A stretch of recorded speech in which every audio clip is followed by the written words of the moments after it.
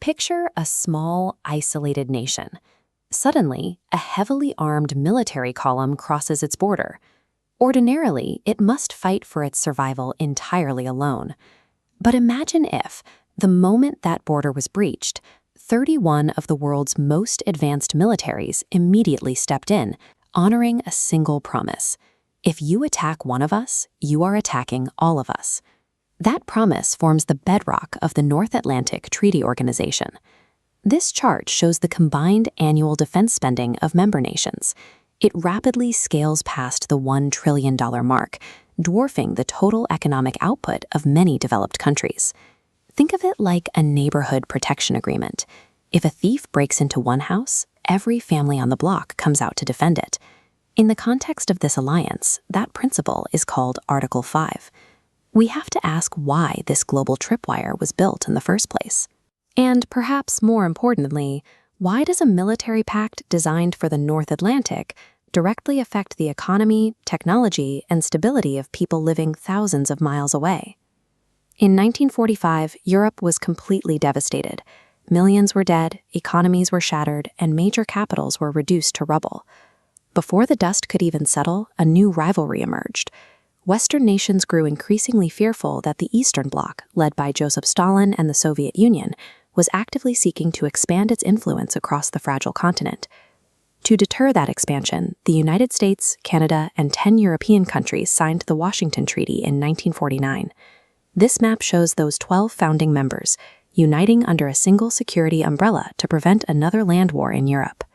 6 years later, the Soviet Union countered. They organized Eastern European communist states into their own massive military alliance, known as the Warsaw Pact. For decades, these two massive alliances stood locked in a tense standoff. Europe was physically split by concrete and barbed wire, dividing the continent into two opposing ideological camps. The Western Alliance formed entirely as a collective survival mechanism to prevent a Third World War from igniting.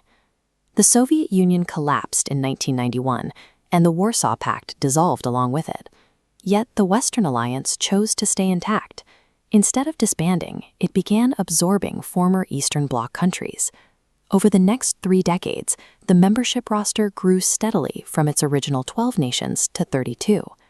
When Russia's 2022 invasion of Ukraine brought heavy mechanized warfare back to European soil, it prompted nations that had maintained neutrality for generations, specifically Finland and Sweden, to immediately seek the alliance's protection.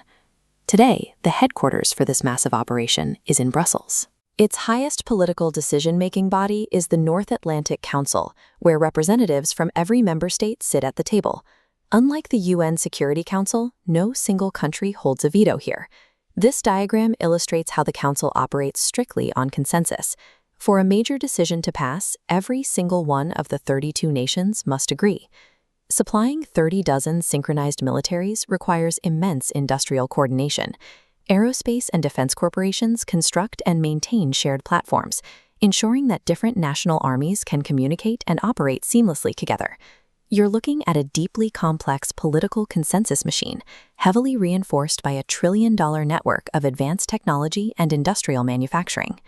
The modern battlefield has expanded far beyond traditional ground wars. The alliance now actively coordinates defenses against large-scale cyber attacks, manages space security, and integrates artificial intelligence into its logistics. Yet, in over 70 years, the core collective defense principle, Article 5, has only been formally invoked one time, following the September 11th terrorist attacks on the United States. If you live in a non-member country like India, Brazil, or South Africa, you might wonder why the internal workings of a North Atlantic military pact matter to your daily life. This map shows how that massive security umbrella secures international shipping lanes. When the alliance stabilizes a region, it ensures the steady flow of global supply chains and keeps global energy markets predictable. There's also a direct technological ripple effect. Billions of dollars poured into military research for drone navigation and satellite communications and cyber resilience eventually trickles down into the commercial consumer tech you use every day.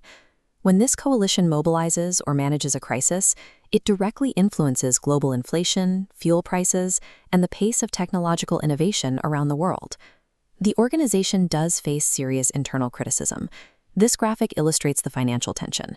The United States contributes significantly more to the overall defense budget than many other member nations, sparking constant debates over unequal burden sharing. Externally, critics point to the alliance's steady eastward expansion. They argue that absorbing nations closer to the Russian border directly contributed to the current military tension and instability in Eastern Europe. The alliance serves as a foundational pillar of global governance. Its policies dictate trade routes, drive technological standards, and stabilize international markets well outside its own borders. Thanks for watching Life Tales. Learn, think, grow, and we'll see you in the next video.